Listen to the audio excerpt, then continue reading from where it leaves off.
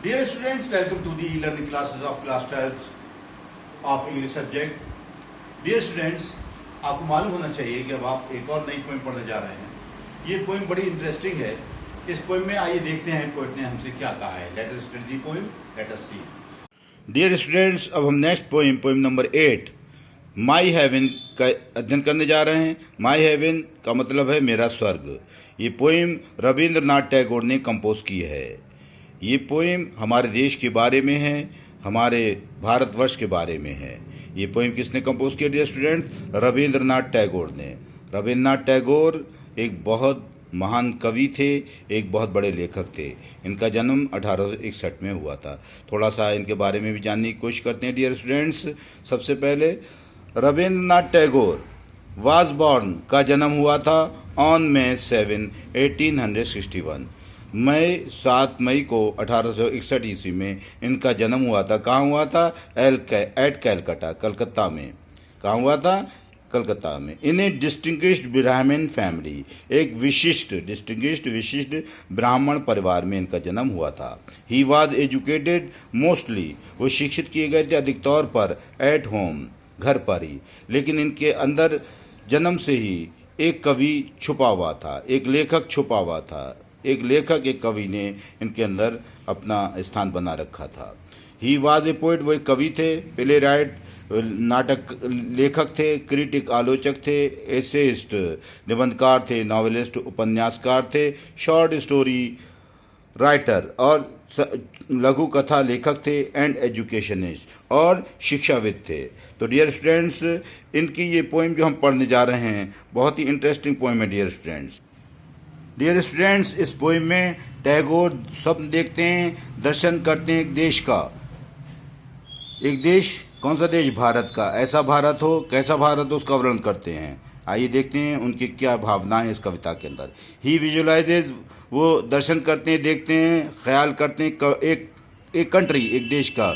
Where the peoples minds, जहाँ लोगों के दिमाग आर फ्री, स्वतंत्र हों, फ्रॉम फियर, डर से आज़ाद हों, एंड नैरो माइंडेडनेस, और तंग दिमागी से मुक्त हों, यानी कि उनके तुच्छ विचार ना हो। सच एज कास्टिज्म, जातिवाद, रेशियलिज्म, प्रजातिवाद, कंजर्वेटिज्म, रूढ़िवाद, ईटीसी, इस तरह के विचारों से भारत के लोग मुक्त रहें। ही प्रेस टू गॉड, वे प्रार्थना करते हैं ईश्वर से, दैट इंडिया, के भारतवर्ष में बिकम ए प्लेस, बन जाए एक ऐसा स्थान, वेयर नॉलेज, जहाँ ज्ञान इज शेयर्ड, बांटा जाता हो, फ्रीली, आज़ादी से, बायाल, सभी के द्वारा, यानी कि सभी को निःशुल्क शिक्षा प्राप्त होती हो। और देश, ऐसा देश हो where people are not rigid, जहाँ लोग जो हैं वो रिजिड ना हो। रिजिड मतलब अड़े हुए, यानी कि कठोर ना हो। एंड वेयर, और जहाँ अंडर गॉड्स गाइडेंस, ईश्वर के मार्गदर्शन के अंतर्गत, दे चूज, वो चुनते हो मार्ग। कौन सा मार्ग? दी पाथ ऑफ ट्रुथ, सच्चाई का मार्ग, एंड आर एवर विलिंग, और हमेशा इच्छुक हों, टू एक्सप्लोर, बढ़ाने के लिए, न्यू ब्रांचेज, नई शाखाएं, ऑफ नॉलेज, ज्ञान की नई शाखाएं बढ़ाने के लिए हमेशा इच्छुक हों। आइए अब हम इस पोइम के स्टैंजास को देखते हैं, पंक्तियों को देखते हैं। भारत देश एक ऐसा देश हो, कैसा देश हो? वेयर, जहाँ, दी माइंड, मस्तिष्क, लोगों का मस्तिष्क, इज विदाउट फियर, बिना भय वाला हो, and the head is held high, और सिर ऊंचा हो अभिमान से। कैसे? अभिमान से कि उन्हें इस बात का गर्व हो, अभिमान हो कि वह भारत के वासी हैं। Where knowledge is free, Bharat एक ऐसा देश हो जहाँ ज्ञान निःशुल्क हो, जिसमें कोई अंकुश ना हो। वेयर द वर्ल्ड, जहाँ संसार, हैज नॉट बीन ब्रोकन, संसार कौन सा? मोहब्बत का संसार। भारत एक ऐसा देश हो जहाँ मोहब्बत की दुनिया को, has not been broken up, नहीं तोड़ा गया हो, इनटू फ्रैगमेंट, छोटे छोटे टुकड़ों में, फ्रैगमेंट्स मीन टुकड़े, छोटे छोटे टुकड़ों में, बाय नैरो, तंग, तुच्छ, डोमेस्टिक वॉल्स, घरेलू दीवारों के द्वारा, यानी कि नफरत की घरेलू छोटी छोटी दीवारों के द्वारा प्यार की दुनिया को विभाजित ना किया गया। भारत देश एक ऐसा देश जहां भारत के लोग आपस में प्यार मोहब्बत से रहते हों।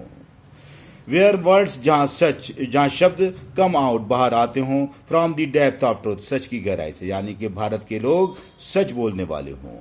वेयर टायरलेस स्ट्राइविंग, जहाँ अथक प्रयास, जहां अथक प्रयास, स्ट्राइविंग कठोर प्रयास, जहां अथक न थकने वाला कठोर प्रयास स्ट्रेचेस फैलाता हो इट्स आर्म्स अपनी भुजाओं को टूवर्ड्स परफेक्शन, सुधार की ओर, शुद्धता की ओर, यानी कि लोग अपनी कमियों को दूर करते हों और अच्छाइयों को ग्रहण करने में प्रयासरत हों। Where the clear stream of reason, जहाँ स्वच्छ झरना, स्ट्रीम मीन्स झरना, ऑफ रीजन समझबूझ का, भारत के लोग ऐसे लोग हों जिनकी समझबूझ का झरना जो है स्वच्छ झरना हो, यानी कि समझदार हों। हैज़ नॉट लॉस्ट इट्स वे, अपने रास्ते से न भटका हो, यानी कि उनका समझबूझ हमेशा कायम रहे। इन टू द डेरी डेजर्ट, भयानक रेगिस्तान में, सैंड ऑफ डेड हैबिट्स, जो कि बुरी आदतों का, सैंड मानी रेत है, डेड हैबिट मानी बुरी आदत, बुरी आदतों का रेत का जो रेगिस्तान है, उस रेगिस्तान में उनकी समझदारी का चश्मा कायम रहे, यानी कि जैसे कीचड़ में कंवल खिलता है उसी तरह हमारे भारत के लोग जो हैं वो खराब लोगों के बीच में रहते हुए भी अपनी अक्लमंदी का परिचय दें। Next, where the mind is led forward by thee, जहाँ मस्तिष्क आगे बढ़ाया जाता हो, नेतृत्व किया जाता हो, बाय दी टी कैपिटल है, देखिए गॉड क्या मतलब है यहाँ पर, गॉड के द्वारा, ईश्वर के द्वारा। इनटू एवर वाइडनिंग थॉट, हमेशा बने रहने वाले व्यापक, वाइडनिंग मीन्स व्यापक, थॉट विचार एंड एक्शन और कर्म में, अर्थात भारत के लोग विचार और कर्म ईश्वर के मार्गदर्शन द्वारा करते हों, यानी कि ईश्वर को खुश करने के लिए काम करते हों, विचार भी और कर्म भी। वो कोई भी काम ऐसा ना करें, कोई भी चिंतन ऐसा ना करें जिससे ईश्वर नाराज हो जाए। ऐसे लोग हों कि भारत के लोग ईश्वर के चाहने वाले हों और उसकी इच्छा अनुसार काम करने वाले हों, सोच करने वाले हों। Into that heaven of freedom, उस स्वतंत्रता के स्वर्ग में, माय फादर, मेरे पिता, मेरे गॉड, मेरे ईश्वर, मेरे अल्लाह, लेट माय कंट्री अवेक, मेरे देश को जाग लेने दे, अर्थात मेरा देश के लोग ऐसे ही देश में जो देश आज़ादी की जन्नत हो, ऐसे देश में आंखें खोलें। ये पोइम आपकी यही समाप्त होती है डियर स्टूडेंट्स। आइए अब हम इसके इंपॉर्टेंट एक्सप्लेनेशंस देखते हैं डियर स्टूडेंट्स।